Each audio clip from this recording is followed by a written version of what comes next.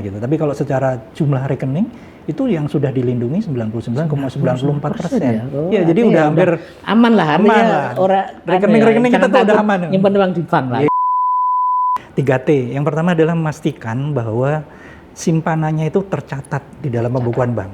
Ini sering terjadi nih, sering terjadi di masyarakat kita, di mana kadang-kadang saking percayanya nih dengan marketingnya, kita titip nih uangnya, tolong disetorkan dong gitu, dikasih catatannya, kadang-kadang bahkan di bekasnya bungkus rokok gitu mas, udah ini setor nih seperti itu gitu ya. Ternyata ini tidak dimasukkan di pembukuannya bank, tidak dicatat di dalam pembukuannya bank. Nah, pada saat nantinya banknya ini dicabut izin usahanya, ini akan bermasalah karena bank merasa tidak pernah menerima, di pembukuannya tidak ada, sehingga ini tidak dianggap sebagai simpanan. Silakan kalau misalkan nasabah, pasti akan ada pengumuman ya bahwa bank ini kemudian berada di dalam kondisi dicabut izin usahanya, kemudian tim likuidasi LPS akan hadir di sana, diumumkan. Nah baru kemudian nasabah ya biasanya kita akan menunjuk bank pembayar. Sebenarnya secara undang-undang ya kita tuh bisa menyelesaikan kayak klaim penjaminan itu sekitar 90 hari. Tapi case selama ini yang terjadi, bahkan yang kemarin di beberapa tempat yang di Jawa Timur itu bahkan 5 hari aja udah ada pembayaran tahap pertama. Di Jepara kemarin yang terakhir, Pak. Asalkan itu tadi, asalkan mereka memastikan bahwa 3T-nya itu terpenuhi, itu pasti cepat.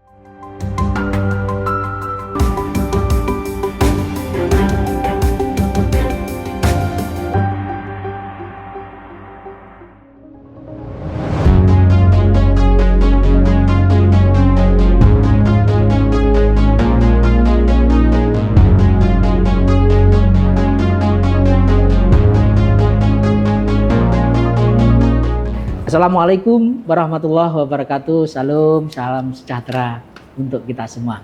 Tribuners dan pemirsa harian Surya dimanapun berada, kepercayaan atau trust adalah kunci untuk stabilitas sistem keuangan dan perbankan di dunia manapun, tentu saja termasuk di Indonesia. Dan lembaga penjamin simpanan atau LPS mempunyai peran penting untuk menumbuhkan kepercayaan itu. Nah, untuk mengetahui lebih dalam apa saja tugas, fungsi, dan apa saja yang telah dilakukan LPS untuk menumbuhkan kepercayaan masyarakat terhadap sistem perbankan, bersama saya telah hadir Bapak Bambang S. Hidayat, Kepala Kantor Perwakilan LPS 2 di Surabaya. Assalamualaikum. Waalaikumsalam. Salam sehat ini Pak. Alhamdulillah. Ya. Pak Bambang, sebelum kita ngobrol lebih jauh, sebagai reminder Pak Bambang, bisa dijelaskan sebetulnya LPS ini tugas pokoknya dan fungsinya itu apa sih Pak? Monggo Pak Bambang. Oke, makasih Mas. Saya panggil Mas nggak apa-apa? Boleh, masih Mas. Muda soalnya. Iya, jadi Pak.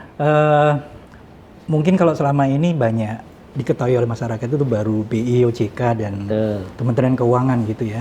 Padahal sebenarnya kalau kita bicara keuangan, kalau kita bicara perbankan, itu ada yang masih kurang, yaitu lembaga penjamin simpanan, itu Mas. Ada beberapa pekerjaan yang memang spesifik harus di-handle oleh OJK, BI, dan Kementerian Keuangan. Tetapi kalau LPS sendiri, kita itu punya satu fungsi yang secara umum sama bagi setiap anggota Komite Stabilitas Sistem Keuangan itu, yaitu memastikan bahwa stabilitas sistem keuangan di Indonesia, stabilitas perbankan itu terjaga. Jadi itu fungsi utamanya LPS gitu ya. Tetapi yang lebih spesifik lagi adalah kita ini adalah otoritas sekaligus sebenarnya juga pelaksana. Ini agak unik nih, mungkin agak sedikit berbeda. Jadi kita menetapkan kebijakan, tetapi kita sekaligus juga nantinya berkewajiban juga untuk melaksanakan, terutama di bidang terkait dengan penjaminan, terutama terkait juga dengan bidang resolusi, baik di perbankan maupun nantinya yang ini yang baru nih Mas, itu untuk perusahaan asuransi. Jadi tahun 2020 betul. Jadi tahun 2028 LPS itu punya kewajiban juga untuk melakukan fungsi penjaminan polis, sekaligus nantinya kalau misalkan ada perusahaan asuransi yang bermasalah, kita melakukan fungsi resolusi bagi perusahaan asuransi. Jadi di extend nih sekarang fungsinya. Gitu. Betul Mas. Pak Bambang. Pak Bambang, kalau saya mengibaratkan di permainan sepak bola, LPS itu kan seperti di pemain belakang gitu ya. BI di tengah, lalu OJK sebagai strikernya gitu. Tapi boleh kan dari penjelasan Pak Bambang bahwa LPS juga bisa mensupport BI di tengah dan kemudian striker sehingga gol yang tadi stabilitas ekonomi keuangan bisa terjaga. Nah, ini pembagian tugasnya seperti apa? Iya. Jadi kalau kita berbicara Komite Stabilitas Sistem Keuangan atau KSSK itu kan ada Kementerian Keuangan sebenarnya juga berfungsi juga di sana. Kemudian koordinatornya. Beliau koordinatornya. Jadi Menteri Keuangan adalah koordinator dari Komite Stabilitas Sistem Keuangan. Kemudian Kementerian Keuangan sendiri bertanggung jawab di urusan fiskal tentunya. Kemudian kalau Bank Indonesia biasanya terkait dengan sistem pembayaran. Jadi karena bank-bank kan juga mungkin Mas juga ketahui kalau bank-bank itu juga punya sistem pembayaran, punya ATM segala macam. Nah itu Bank Indonesia lebih banyak berkecimpung di sana. Kemudian yang saya dengar juga Bank Indonesia itu sekarang bahkan punya kepentingan untuk memastikan perekonomian juga. Jadi pertumbuhan ekonomi ya, pertumbuhan ekonomi juga menjadi salah satu fungsi dari Bank Indonesia. Nah, kalau kita bicara OJK karena main supervisor perbankan di Indonesia, makanya fungsinya Bank Indonesia OJK adalah untuk mengatur dan mengawasi bank. Nah, ada irisan nanti dengan LPS. Kalau LPS itu kita adalah institusi yang memiliki kewenangan untuk meregulate fungsi penjaminan sekaligus juga resolusi perbankan dan asuransi. Plus satu tambahan lagi yang barangkali sering sekali kita lupa sampaikan atau mungkin terlewat kita sampaikan adalah nanti suatu saat sama-sama tidak kita harap terjadi krisis, LPS itu bertanggung jawab juga untuk memastikan restrukturisasi perbankan. Ya, jadi kalau mungkin dulu pernah ingat ada PPPN tuh Mas. Betul. Di krisis itu fungsinya betul tahun 98 itu Pak. Betul. Nah, itu fungsinya itu sekarang ditangani oleh LPS. Jadi sebagian fungsinya BPPN pada saat itu dihandle oleh lembaga penjamin simpanan gitu sekarang. Gitu. Oke Pak, jadi tugas utamanya satu itu memang menjamin ya, betul. Simpanan di bank, tapi juga mencegah agar tidak terjadi resolusi dan sebagainya Pak ya. Nah, yang perlu diperhatikan oleh nasabah sendiri Pak, apa sih yang perlu dilakukan sehingga dia mendapat jaminan dari LPS? LPS itu akan bergerak secara efektif pada saat bank itu dicabut izin usahanya di sisi fungsi penjaminannya.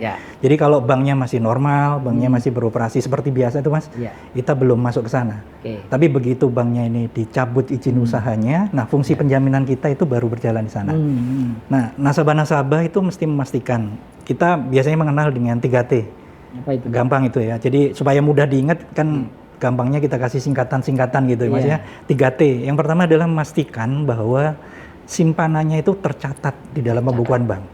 Ini sering terjadi nih, sering terjadi di masyarakat kita di mana kadang-kadang saking percayanya nih dengan marketingnya, kita titip nih uangnya, tolong disetorkan dong gitu.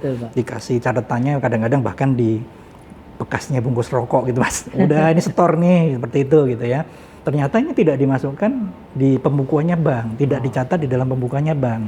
Nah, pada saat nantinya banknya ini dicabut izin usahanya, ini akan bermasalah karena bank merasa tidak pernah menerima, di pembukuannya tidak ada, sehingga ini tidak dianggap sebagai simpanan. Ini sering terjadi. Ada juga beberapa case nasabah yang akhirnya kita putuskan tidak layak bayar itu karena simpanannya tidak dicatat di dalam pembukuannya bank.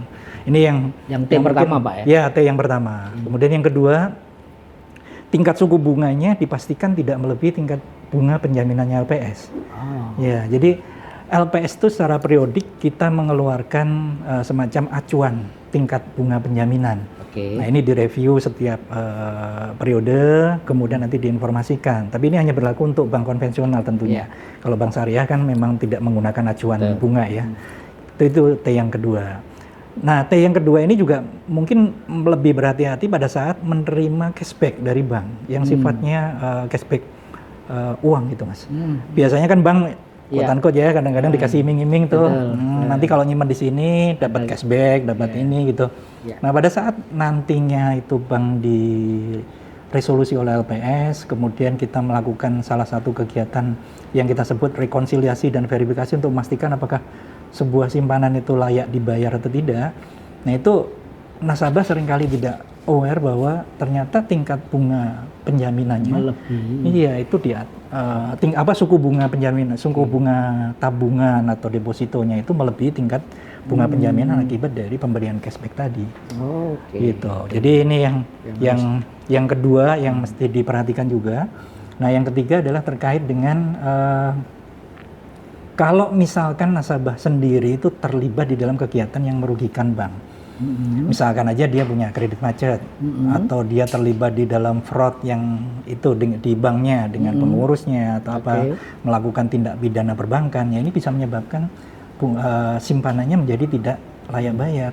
Jadi tidak dibayar atau tidak klaim penjaminannya tidak dibayar oleh LPS. Jadi 3T itu yang harus diperhatikan ya Tribuners. Dan ketika 3T itu terpenuhi Pak Bambang ya, terus naudzubillah min dzalik ada bank yang gagal gitu. Betul. Langkah apa Pak yang harus dilakukan nasabah agar simpannya menjadi ada jaminan Pak? Iya, yang penting nasabah yang pertama adalah jangan panik karena bagaimanapun juga salah satu fungsi kehadiran kita adalah memastikan kita ini sahabat nasabah Indonesia. Tagline kita seperti itu Mas. Nasabah Sahabat Nasabah Indonesia. Sahabat Nasabah itu salah satu tagline kita gitu ya. Yang pertama adalah memastikan yang 3T tadi. Kemudian di setiap kali kegiatan resolusi itu kita lakukan, biasanya ada tim LPS yang langsung terjun ke banknya.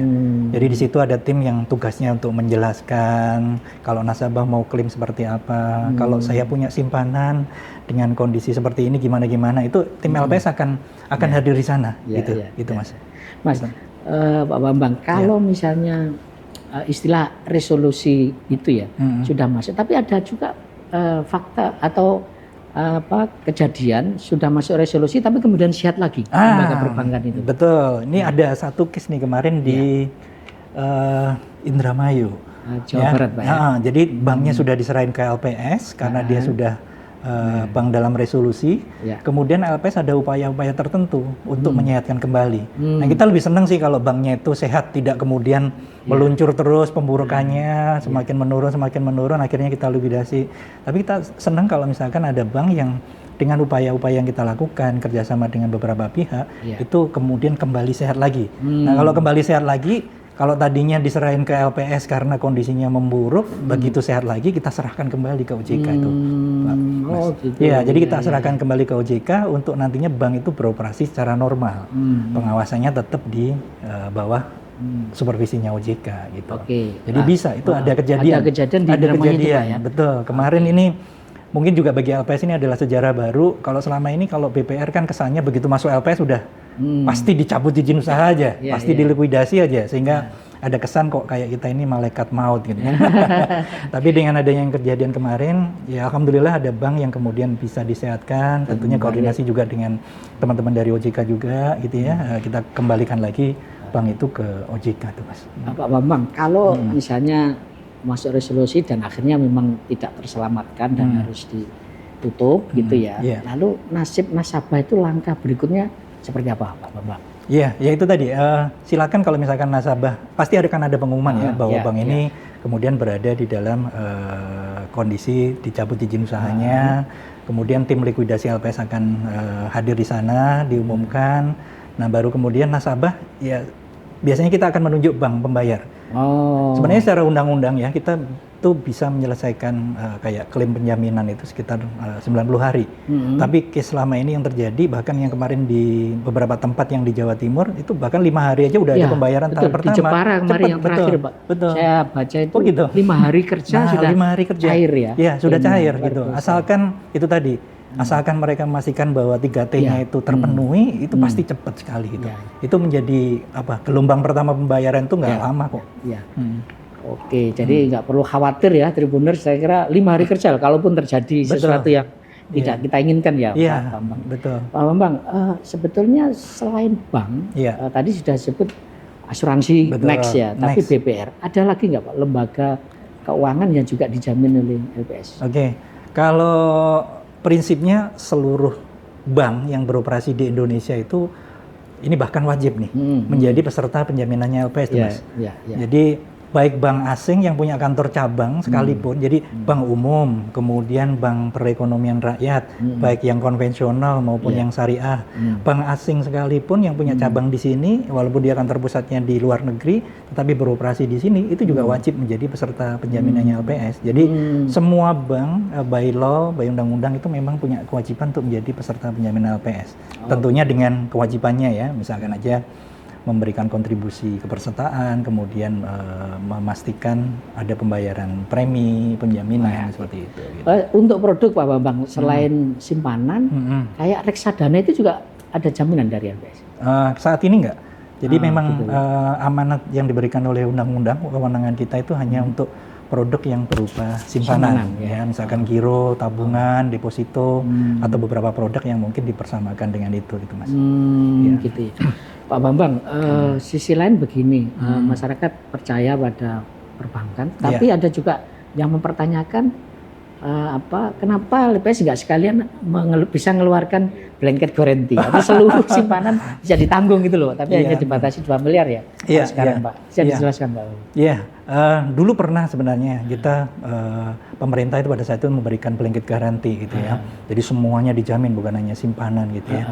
Tetapi pada saat itu mungkin langsung bisa memberikan ketenangan kepada nasabah gitu. Tetapi ternyata ada side effect-nya nih Mas. Ada moral hazard yang kemudian ditangkap pengurus bank, manajemen bank itu seakan-akan nantinya punya kecenderungan untuk memindahkan risikonya itu ke pemerintah semua gitu. Jadi apapun risikonya bank ya udah kan dijamin sama negara, dijamin sama pemerintah gitu. Akhirnya ya mereka quote-unquote ya, mungkin tata kelolanya akhirnya ya udah santai-santai aja kan toh kalau ada apa-apa nanti dijamin oleh pemerintah gitu. Makanya kita batasin yang dijamin adalah simpanan dengan kriteria maksimal 2 miliar per nasabah per bank. Nasabah per bank. Ya, itu artinya boleh misalnya kita maksimal berapa akun di perbankan Pak yang dijamin? Boleh, misalkan gini, punya uang 10 miliar nih, Pak. nah itu dipecah-pecah 2 miliar tuh boleh gitu. Jadi misalkan dipecah di bank A, bank B atau apa itu boleh gitu. Nggak ada batasan Pak, berapa miliar total? Cuma kayaknya capek deh kalau terlalu gede gitu Mas. Iya. Kalau mecah-mecah gitu ya.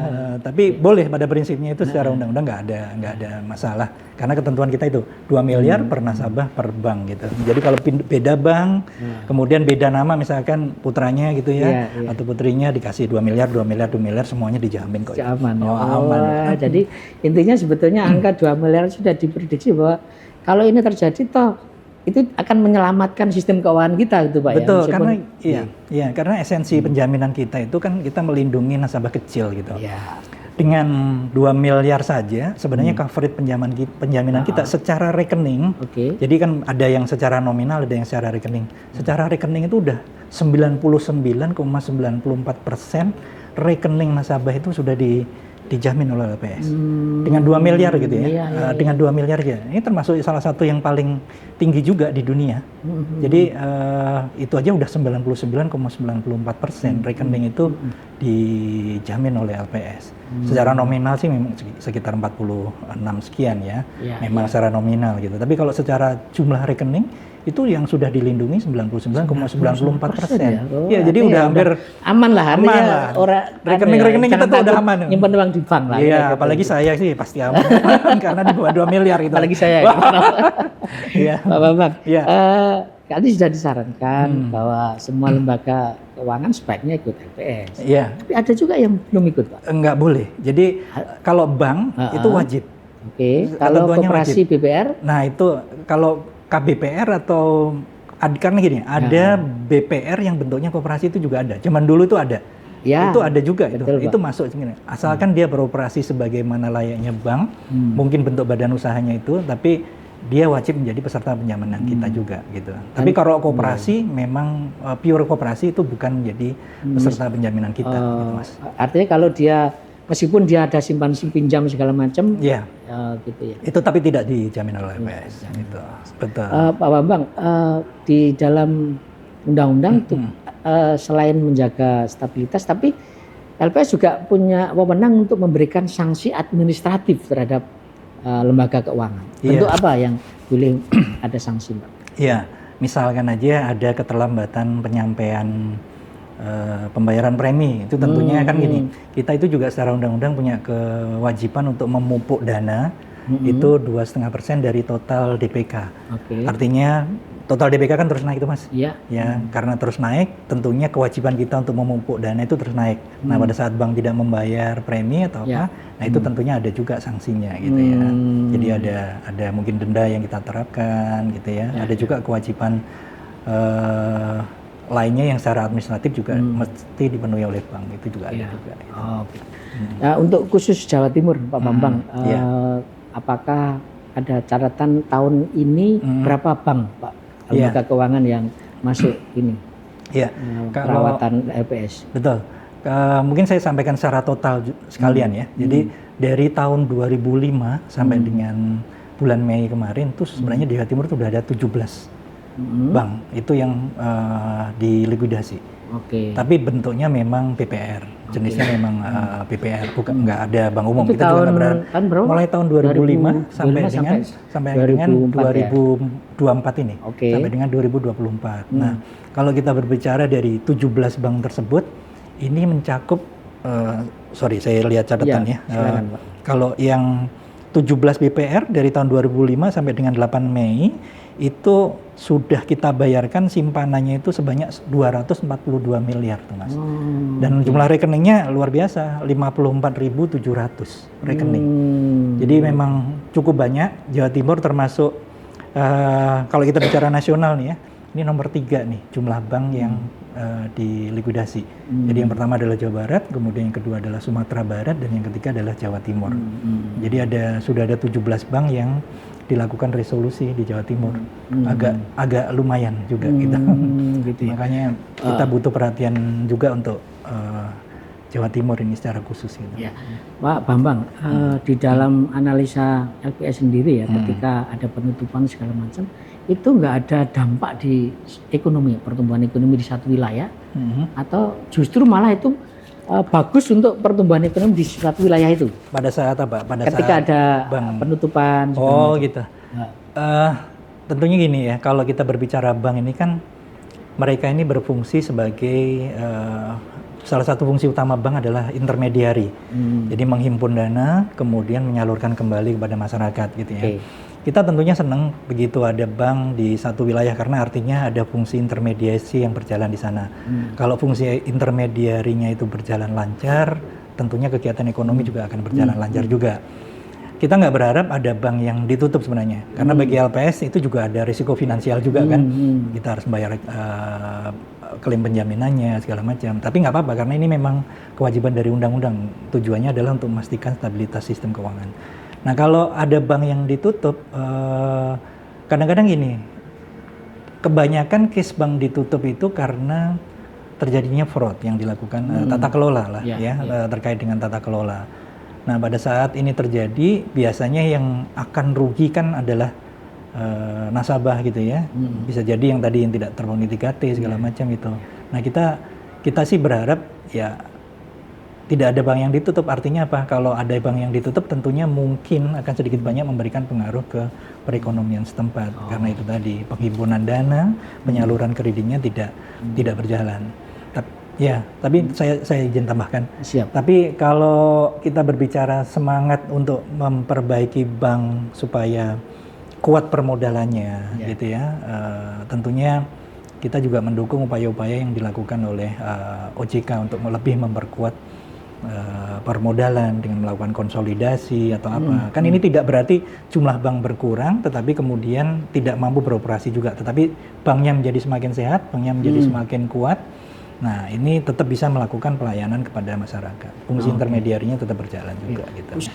Pak Bambang, ini kan LPS ini LPS 2 ya. Ini LPS 2, kantor baru ya di kawasan Pakuan Tower ini. Pakuan Tower. Ini sebetulnya tadi sudah dijelaskan tugas dan fungsinya, kemudian apa yang dilakukan ke depan agar tugas dan wewenang LPS itu berjalan makin bagus, Pak. Betul. Dengan adanya kantor baru ini. Iya. Jadi kantor perwakilan itu sebenarnya ada. Salah satunya yang utama adalah untuk melakukan fungsi edukasi dan sosialisasi, itu, Mas. Jadi memang kita sadari bahwa yang pertama yang kenal LPS itu nggak sebesar yang kenal BI sama OJK nih. Iya. Karena selama ini kita ada di Jakarta. Oke. Nah, tahu tentang, kita biasanya membagi menjadi gini, tahu, kemudian paham dan percaya. Oke. Tahu mengenai LPS, program-programnya, paham mengenai program-programnya, baru kemudian percaya terkait dengan program-program yang dijalankan oleh LPS. Nah, kita secara rutin nih membuat survei, berapa sih yang tahu LPS, paham LPS, percaya LPS gitu. Setiap tahun sebenarnya naik gitu. Tetapi dengan adanya mandat yang baru, kita rasakan rasa-rasanya kita juga harus semakin dekat nih ke masyarakat. Makanya kita buka kantor perwakilan. Nah, fungsi utama kantor perwakilan itu adalah melakukan edukasi dan sosialisasi terkait dengan program penjaminan, terkait dengan resolusi, bagaimana kemudian masyarakat ya jangan panik kalau misalkan ada bank yang ya karena beberapa permasalahan kemudian dicabut izin usahanya, dilakukan resolusi, dilikuidasi karena simpanannya kan aman dijamin oleh LPS itu. Fungsi edukasi itu yang terus-menerus akan kita jalankan. Gitu. Lebih konkret ada program-program khusus Pak dalam rangka meningkatkan literasi dan edukasi LPS. Betul. Ya, jadi kita bekerja sama dengan KSSK yang ada di Jawa Timur, Kementerian Keuangan, kemudian Bank Indonesia, kemudian dengan OJK juga. Ada beberapa program yang kemarin Temu Media juga udah kita lakukan kemarin yang juga salah satu dengan BI ya, yang hadir juga ya kemarin di koordinir oleh BI. Nanti secara rutin ini akan bergiliran hostnya. Jadi nanti BI, OJK gitu. Kemudian beberapa kegiatan yang dengan Pemda, kita kemarin banyak terlibat pada saat Surabaya lagi ulang tahun ya, hari jadi Kota Surabaya. Kita memberikan edukasi tuh melalui beberapa kegiatan yang melibatkan masa besar nih, yang ribuan. Rujak Ulek kemarin, kita juga terlibat di sana. Kemudian yang pas ada acara dengan Kusidam kemarin, ya kita juga memberikan edukasi juga. Kemudian yang Surabaya Vaganza, kita juga mengenalkan tentang LPS itu apa sih, kemudian bagaimana fungsinya. Nah, ke depan kita juga memperkuat kerjasama dengan aparat penegak hukum juga. Ya, jadi karena banyak case bank yang kemudian ditutup itu lebih karena masalah fraud, tindak pidana perbankan, tata kelola. Ya, kita kemarin bulan lalu ya, sehari sebelum peresmian itu membuat acara yang mendatangkan pakar enterprise risk management, memberikan edukasi kepada teman-teman Perbarindo misalkan ya.